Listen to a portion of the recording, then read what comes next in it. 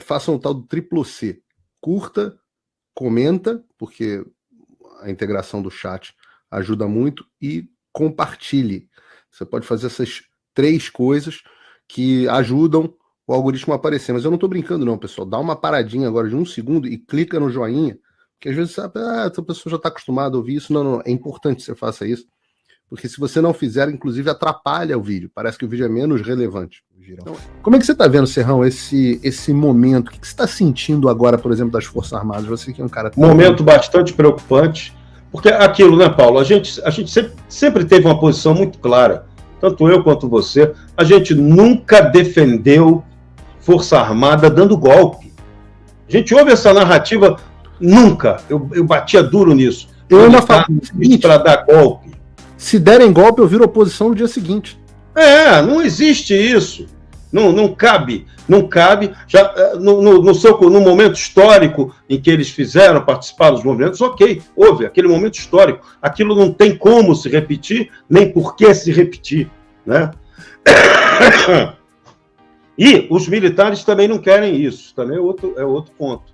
Agora, é aquilo que a gente falou, militar não é para dar golpe, mas o militar também ele tem que seguir a legalidade, ele tem que seguir o princípio da defesa da pátria. E quando você tem um sistema de governança que promove a corrupção e o crime, o militar vai aceitar isso? Vai bater palminha? Vai bater continência para os caras? Não pode. Não pode. Aí ele vai pegar, prender e arrebentar? Não vai. Não vai fazer isso. Mas ele tem que ter uma posição ética que demarque a sociedade. Veja, olha, não aceito isso. Nós estamos tendo agora, nesse momento que a gente está conversando agora, está acontecendo lá na CPMI o depoimento do general Dutra. Está passando vergonha lá, Paulo. Está passando vergonha. Os senadores da oposição botaram pressão nele. Como é que ele falou contou na CPI lá do governo do Distrito Federal, sobre o 8 de janeiro, que ele elogiou o presidente Lula, disse para o presidente Lula que iria prender aquelas pessoas que estavam lá, que eram todos criminosos, tal. Agora, na CPMI, ele está tentando atenuar, disse que não era bem assim, que tinha uma ordem do Supremo Tribunal Federal para prender e tal, mas aí já está desmoralizado. Só que não é ele desmoralizado. A atitude dele, a atitude do Exército em ter feito a triagem para prender aquelas pessoas, desmoralizou o Exército. O Exército que era amado por aquelas pessoas que estavam lá, né? Que tinham. Mas eu tenho 2 versões dessa história. Não interessa, mas... Eu tenho 2 versões dessa história, Serrão, que eu queria ouvir o que você acha disso. Eu tenho 2 versões sobre o 8 de janeiro. Uma das versões é a versão que o general Dutra contou na última vez que ele foi ouvido, onde ele diz que o Lula sempre admirou a inteligência do Lula quando ele recebeu emocional, presidente, claro, hoje mesmo, não sei o que, um verme puxa-saco, e que foi lá e que falou, aquelas pessoas estavam como numa espécie de um transe, ele falou, elas achavam que nós estávamos as protegendo, nós estávamos ali para prendê-las, né? Do tipo, desdenhando a confiança que a população tinha na corporação da qual ele faz parte. Então, aquelas pessoas nunca imaginaram que, mesmo com Lula como comandante em chefe, eles fossem se dobrar para prender pessoas que estavam ali protestando, exercendo um direito delas de protesto pacífico conforme a Constituição. Eu não acho que foram muito inteligentes em estarem ali naquele momento, mas elas estavam confiando no Exército, muito mais do que qualquer coisa. Bom, essa é uma versão. A outra versão, que é a versão que eu tinha ouvido, era que o general Arruda, que era o superior ao Dutra, né, era o comandante do Exército no início do governo do Lula, que o general Arruda tinha dito que o interventor da Polícia Federal tinha tentado prender as pessoas, o Arruda tinha botado até tanque e falado que não, botou o interventor lá, o interventor federal com galho dentro, e no final das contas fizeram um acordo para aquelas pessoas serem transportadas para a triagem, e a Polícia Federal deu um somebody love no comandante do Exército, e ele acabou, e as pessoas acabaram presas, e o comandante do Exército acabou numa situação... Essa segunda versão é bastante plausível, porque, na verdade, quem operacionalizou o transporte das pessoas foi a Polícia Militar do Distrito Federal, que estava, naquele momento, sob comando do Ricardo Capelli, o interventor. Sim, o interventor. O interventor federal naquele momento. Essa versão é bastante plausível. Mas, de qualquer maneira, o que ficou mal para as pessoas é que elas receberam orientações dos militares, dos oficiais subalternos que estavam ali naquele momento, dizendo, não, fiquem tranquilos, embarquem nos ônibus e vocês vão só passar por uma triagem e vai todo mundo ser liberado. Isso é que pegou mal, isso é que passou, tem diversas versões, diversos depoimentos de pessoas que participaram, que foram parar naquela triagem da Polícia Federal, né, da Academia da Polícia Federal, que contam isso. Então, no mínimo, o Exército agiu ao interesse do esquema Lula, do seu comandante em chefe novo, né, que estava ali já há uma semana no poder. Foi isso. E você está achando que nesse momento, Sérgio, como é que você enxerga uma diferença? A tropa muito tranquila e o comando pensando diferente? Você está enxergando? Não. Hoje a situação está completamente complicada. Por isso foi muito interessante o seu post lá no Locals, citando esse evento de uma reunião promovida pelo comandante do Exército, né, em Santa Maria, em que ele botou todo mundo lá para conversar, evento fechado, o pessoal assinou termo de confidencialidade para nada contar sobre o fato, mas aqui no Brasil não tem isso, né? O pessoal acaba descobrindo, contando, vazando, até porque nesse evento foi citado que ele falou mal do ex-presidente Bolsonaro e do general Cid, avisando até do coronel Cid, dizendo que ele seria punido, teria mais punições para ele lá na frente. E a gente sabe... Eu vou ler aqui para as pessoas. Eu vou ler. Recupera esse post aí, que ele é muito importante. Eu abri aqui e eu vou ler até o que já me mandaram dentro do Exército depois disso, que eu ainda não publiquei, vou publicar no meu Locals. Atualização, né? Atualização. Bom, assim, o título é: enquanto isso, o comandante do Exército estaria descendo a lenha em Bolsonaro e Mauro Cid para seus oficiais em reunião confidencial. E eu escrevo aqui: recebi informações de uma fonte interna sobre uma palestra do general Tomás, conhecido como General Frajola, em Santa Maria. Durante o evento, ele criticou fortemente o tenente-coronel Mauro Cid e o presidente Bolsonaro. O general destacou que, de acordo com as pesquisas, o Exército Brasileiro está em boa situação, eu não sei quais são as pesquisas que ele vê, né? E que as manifestações em frente aos quartéis não são um reflexo preciso da realidade institucional. Ou seja, ele desdenhou aquelas pessoas que estavam à frente dos quartéis, dizendo que é a mesma tese do Alexandre, né? Que o Alexandre disse para o Sebastião Coelho: isso é uma minoria, essas pessoas são uma minoria, o Brasil odeia essas pessoas, né? Aí ele está dizendo aqui... Um parênteses, né? Ele tem que dizer até isso agora, né? Porque ele está no poder, né? Ele vai desagradar ao seu comandante em chefe? O comandante em chefe vai lá e, general, peço exoneração. É isso. O jogo é bruto, né? E até porque ele tá lá para isso, né? Já era programado que ele fosse lá para isso. Ele tá lá para ser o cara do Lula no Exército. Ele insinuou que os eventuais delitos do tenente-coronel Cid virão à tona, o que gerou desconforto entre os presentes, inclusive um deles que foi o que me relatou, por se tratar de um comandante criticando publicamente um subordinado. O general Frajola também abordou outros temas polêmicos, como a distribuição de cachorros-quentes no 7 de setembro, dizer que não vê problema na prática, algo que, segundo ele, sempre foi comum no Exército. Além disso, ele minimizou a importância de fotografias tiradas com o Lula, que é algo também natural para ele. O general realizou uma reunião exclusiva com oficiais superiores, durante a qual ele abordou esse e outros temas. Todos os participantes foram obrigados a assinar um termo de confidencialidade. Ele está em Santa Maria para uma série de eventos, incluindo uma corrida de 8 km com as tropas. Aí eu faço a ressalva aqui que essas informações são de uma fonte militar que goza da minha confiança, mas como eu não posso verificar pessoalmente o conteúdo, que devem ser recebidas como rumor. A partir daí, eu recebo um outro militar também da ativa, me mandando aqui, ó: isso é um fato, isso que você postou. Ele está fazendo essa palestra em diversas grandes unidades do Exército Brasileiro. Já ministrou no COPESP, na ESEM, na ESAO, no CMSE. Em suma, o roteiro é sempre o mesmo, com pequenas alterações que variam conforme a audiência. Por exemplo, ele jamais falaria mal do Cid no COPESP. não falaria mal do Cid. O tenente-coronel Cid é Forças Especiais, é primeiro de turma, é um cara respeitadíssimo dentro das Forças Especiais. E aí ele pontuou aqui, ó, toda a audiência toda a assistência tem que assinar um termo de sigilo antes do início da palestra, não podendo levar celular nem tablet. Por isso que você nunca recebeu uma gravação.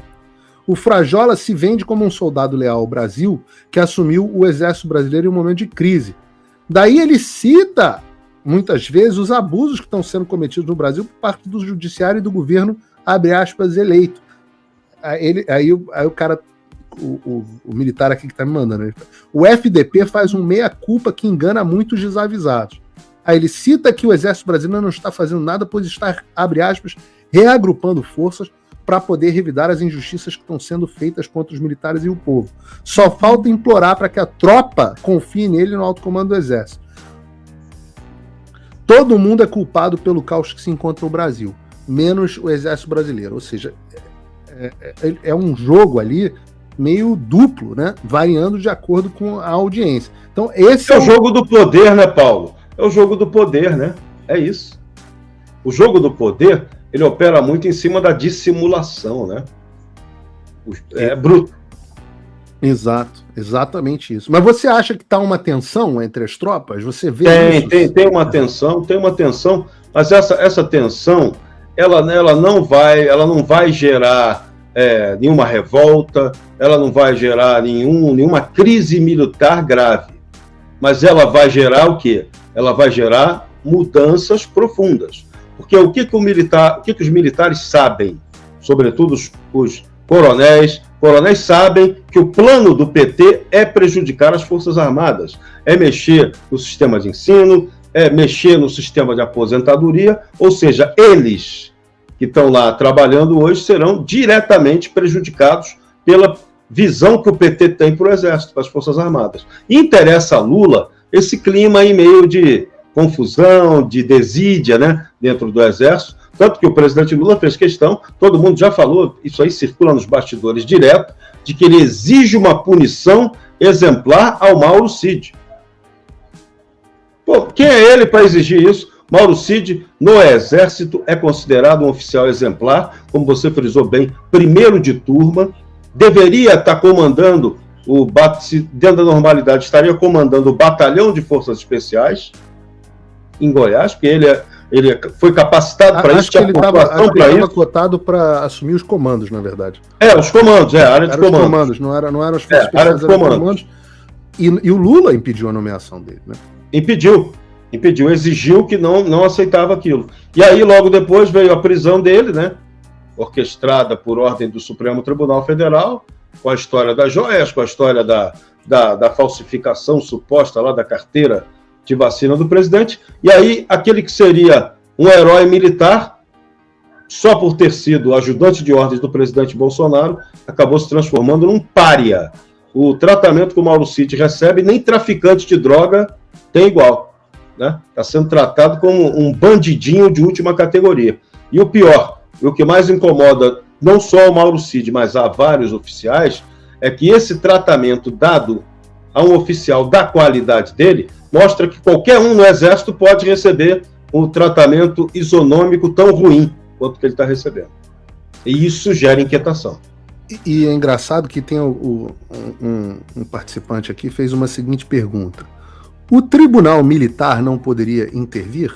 E é uma pergunta interessante. Então vamos mostrar uma imagem do presidente do Supremo Tribunal Militar ontem, que estava, ele aí, pedindo autógrafo para Miriam Leitão no lançamento do livro dela em Brasília. Bacana. Bonito, né? Legal, mas isso é normal, né? O atual presidente do Tribunal Superior Eleitoral, um brigadeiro, tenente brigadeiro da Aeronáutica, ele foi piloto do avião presidencial na era Lula. É ele. É ele. É esse aqui. É ele. É o próprio. Então, assim... Ele não vai brigar com esse sistema de jeito nenhum. Não vai. É amigo. Não vai brigar, é isso que eu estou dizendo. Então, assim, a pergunta não é uma pergunta descabida, né? Mas, assim, o Joseli, né, o Brigadeiro Camelo, como é o nome dele, ele é chupa-saco do Lula, como está dizendo aqui o Rogério Lira, há muito tempo. Então, por isso que as pessoas falavam, Paulo, você defendia intervenção militar. Eu falava, como é que eu vou defender uma intervenção militar com estes militares ainda por cima? Vocês acham que eu queria esses caras? O STM vai assumir as funções do STF. Eu falo, tá louco, STM? Não existe isso. Vocês estão loucos? O STM vai julgar o Alexandre de Moraes? Eu falava que as teses eram absolutamente esdrúxulas.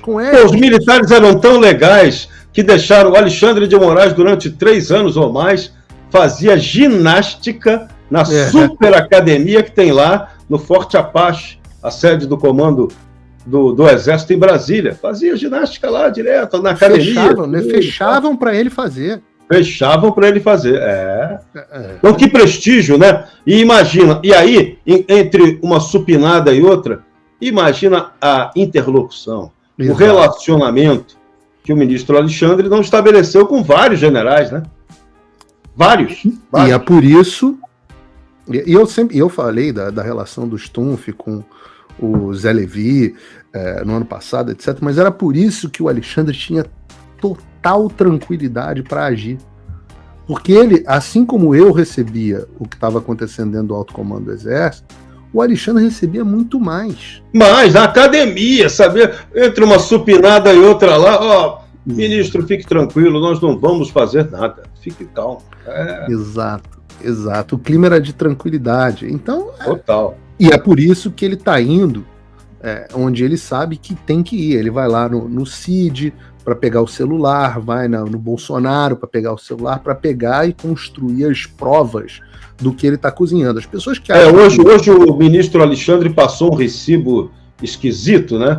Que na briguinha, no bate-boca, na tretinha que ele teve com o André Mendonça, né? Ele acabou lá reclamando, pois o ministro da Justiça do seu governo, que acabou preso, ele jogou no lixo o telefone celular. Ministro Alexandre, passou o recibo. Quer dizer, é preciso o telefone celular para fazer a Fishing Expedition, né? Para fazer a pescaria de provas. Né?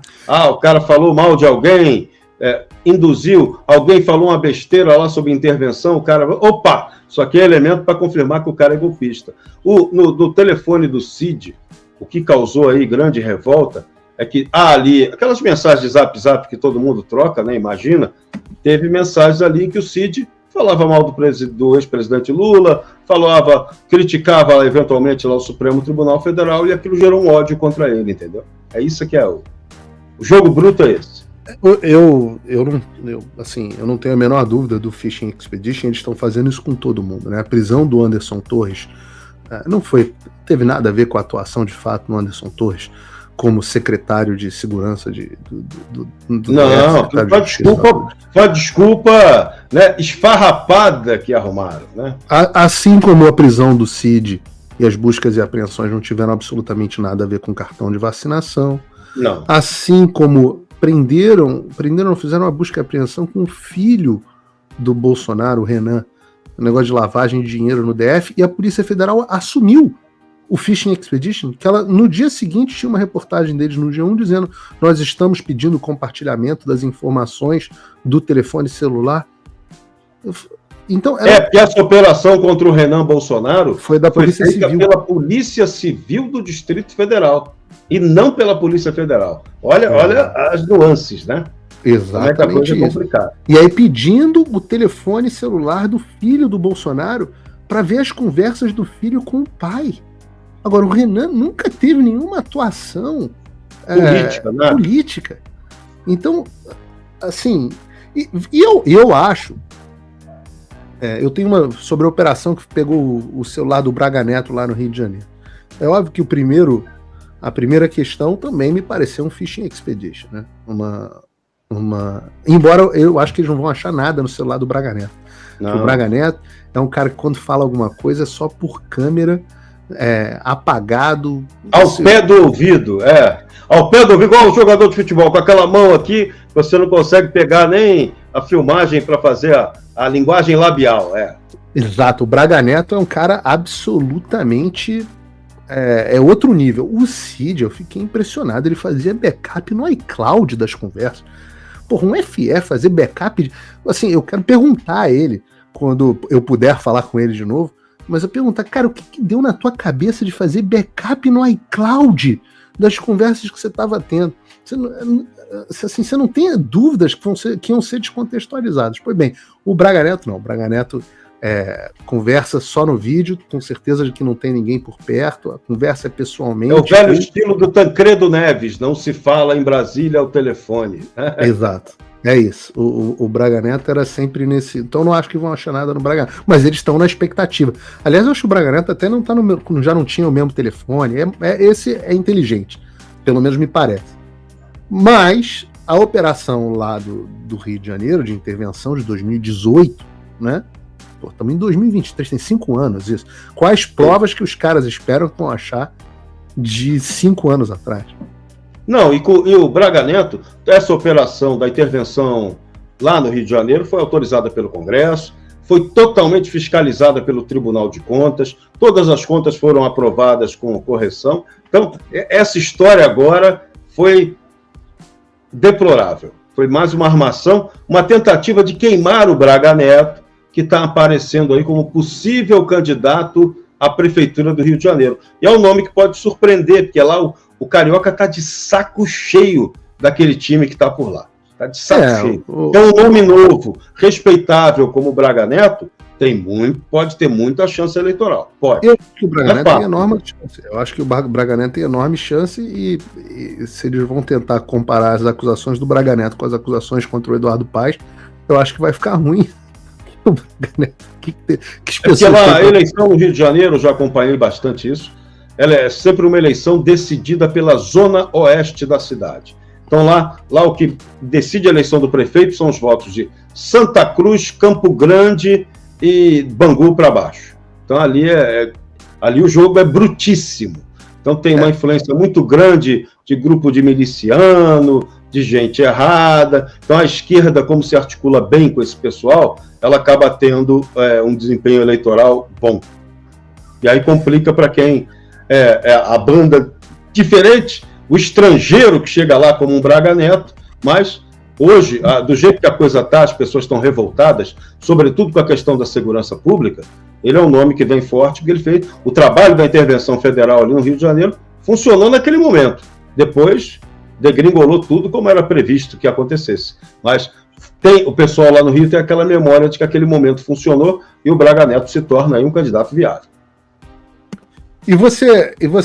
E além disso, Luciano, tem que pensar que além de prejudicar ali o Braga Neto, essa tem um reforço daquela ação que eles têm feito de perseguição de militares alinhados ao Bolsonaro. Então tem esse efeito também eu chamo de expurgo dos patriotas, né? Que é uma coisa que... Sim, ontem eu chamei a atenção sobre isso no Sem Rodeios da Gazeta do Povo. Tem o governo Lula, sistematicamente, ele tem uma intenção de sabotar a área militar. Ele quer desmontar esse modelo militar que tem no Brasil hoje. Então ele vai apoiar puxa-sacos em torno dele, ele vai criar problemas na carreira funcional, vai tentar mexer, que é dificílimo conseguir mexer no ensino militar, mas ele vai tentar, ele vai fazer pressão o tempo todo. E esses militares ligados ao Bolsonaro, que ele possa perseguir agora e gerar na opinião pública uma imagem negativa contra os militares, até esse próprio descontentamento de agora, né, da população em função do 8 de janeiro com os militares, isso ao Lula interessa muito. O Lula quer a população contra as Forças Armadas, que qualquer medida que ele tomar, o pessoal vai falar, para que Força Armada, não precisa desses caras mesmo, estão ganhando muito. Aí eles toda hora aprontam aquela história, né, dos salários, dos vencimentos dos militares. Tem sempre uma historinha aí do Boitatá. Empregou a filha, tem parente de militar empregado no fundo, no FUSEX, que é o fundo lá de Previdência, de Economia lá dos militares, né, que não tem nada a ver com a Força Armada, não é dinheiro público, é uma empresa privada, né, para a qual contribui quem quer para melhorar lá os proventos depois da aposentadoria, ter direito a empréstimo, facilidades. e o Lula, eles vêm jogando factoide. Então, o objetivo sistemático do governo é esculhambar a imagem dos militares, retomar aquilo que foi feito no pós-1984, quando o seu avô deixou a presidência da República. É isso. É verdade. E, além disso, tem um movimento muito forte de criar um clima onde militares que tivessem associados ao Bolsonaro de alguma forma, alguma simpatia por eles fiquem em uma situação de medo, né?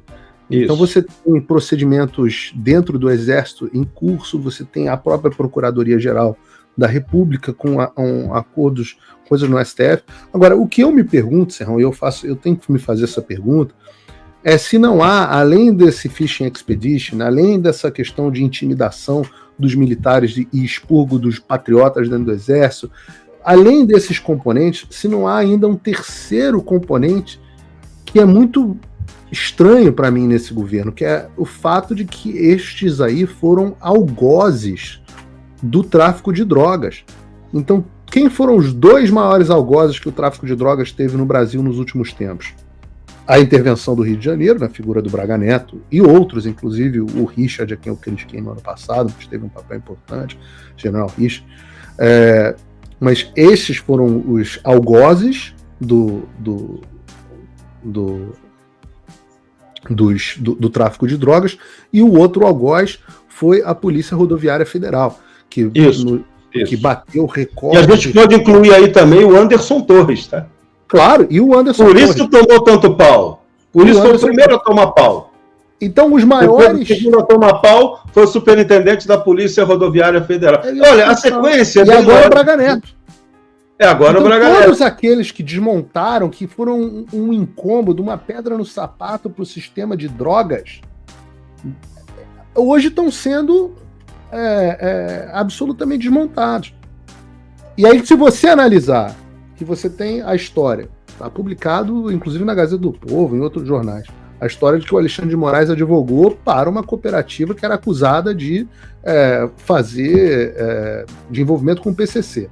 Então, é uma coisa que nunca ficou bem explicada, porque ele sempre mandou censurar. Eu sempre quis entender, em vez de censurar, significa que ele é do PCC? Claro que não, mas não. É uma coisa que a gente gostaria de entender. É uma conexão estranha. Né? Não, é uma coisa normal. Se o cara tem um escritório de advocacia que advoga criminalmente, ele vai estar... Ele pode defender Judas e Jesus Cristo, ambos acusados de crimes, né? É normal, ok. Né? Cooperativa de tráfico de drogas, eu tenho minhas dúvidas, Serrão. Mas eu gostaria da explicação, tá? Agora, e você entra, né, claro, no caso do Lula, pega todas as ligações dele com as narcoditaduras, inclusive restabelecendo as relações da forma que recebeu com a Venezuela. O Maduro é um narcoterrorista procurado pelo Departamento de Justiça americano, né? Oficialmente procurado pelo Departamento. Não é historinha, não é lenda, é real. Não é, pode ser. Não, se o cara tiver em algum lugar que tem algum acordo com os Estados Unidos, ele é pego na hora e levado embora, com uma recompensa, inclusive, multimilionária. Né? Então você tem isso. Você tem, além disso, claro, todas aquelas coisas das ligações, o Silvio Navarro falou muito disso, da ligação do PT com o PCC, a história que não podia falar nas eleições, o caso do Celso Daniel, toda uma questão que você não podia falar. Aí você soma isso. O Lula de CPX lá no Rio de Janeiro, no Complexo do Alemão. O Flávio Dino na Maré, visitando a Maré sem esquema de segurança, com tranquilidade.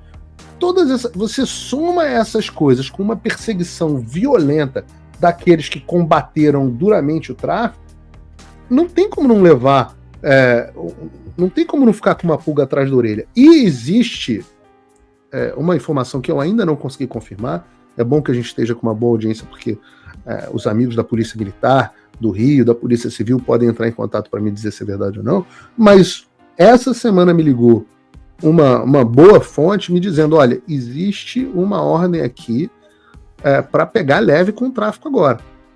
E a ordem vem da turma do Dino. Eu falei, olha, eu preciso apurar, porque é uma informação que eu estou recebendo só de uma fonte que eu respeito, uma fonte que eu gosto, mas normalmente eu preciso de múltiplas fontes para apurar uma notícia. E o bicho está pegando em São Paulo, por exemplo, essa operação Escudo, em função do assassinato do policial da Rota lá no Guarujá, ela saiu meio que do controle, né? O establishment queria que deixa quieto, vamos reprimir, não pode a polícia atuar assim tão livremente, e a polícia pegou pesado ali. Pegou pesado, e aí o esquemão conseguiu acabar com a operação. Acabou com a operação, os bandidos foram lá e fuzilaram o sargento da PM, então a operação teve que voltar, né? Então até o esquema da pilantragem ficou com problema dessa vez, né? Porque como é que você vai justificar que não pode voltar se houve um assassinato bárbaro, covarde de um sargento que estava lá, já era aposentado, estava varrendo a rua dele, chegaram os motoqueiros e fuzilaram o cara. Que é isso? Isso é coisa de louco. Isso aí não tem condição de acontecer, né? Mas tem que ter uma repressão séria. Da mesma forma que o governador Tarcísio de Freitas deve estar enfrentando imensa dificuldade com a questão da Cracolândia, que aquilo ali é um enxugamento de gelo. Aquela Cracolândia gera muita grana para o tráfico. Olha que doideira. Como é que a destruição de vidas humanas pode gerar tanto dinheiro, pode despertar tanto interesse econômico e movimenta um esquema de corrupção violento, que é o que permite que ela não seja efetivamente combatida. Então, você hoje tem uma cidade maravilhosa como São Paulo, que deveria estar sendo pensada para o seu novo desenvolvimento, retomada do seu centro da cidade, e não dá para fazer isso, porque você tem uma região belíssima, importantíssima para a retomada econômica, dominada por um tráfico chechelento de crack. E faça um tal do triplo C. Curta, comenta, porque a integração do chat ajuda muito, e compartilhe. Você pode fazer essas 3 coisas que ajudam o algoritmo a aparecer. Mas eu não estou brincando não, pessoal. Dá uma paradinha agora de 1 segundo e clica no joinha, porque às vezes sabe, essa pessoa já está acostumada a ouvir isso. Não, é importante que você faça isso, porque se você não fizer, inclusive atrapalha o vídeo. Parece que o vídeo é menos relevante.